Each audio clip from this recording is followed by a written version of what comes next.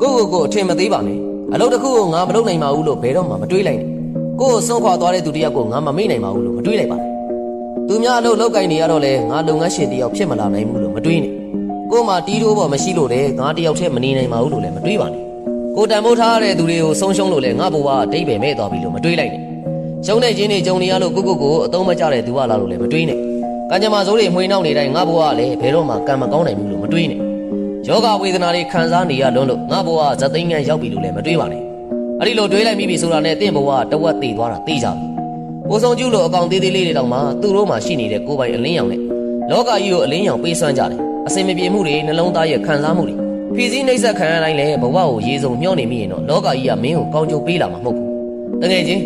ကိုအထင်သေးတဲ့တနေ့မင်းဟာတန်မိုးမဲ့တဲ့လူတစ်ယောက်ဖြစ်မှန်းမသိဖြစ်လာပြီလူလောကကိုလက်ကမ်းကြိုးစို့ခဲ့တဲ့မိဘမျက်နှာကိုအုံမဲတုတ်တယ်လို့ပဲ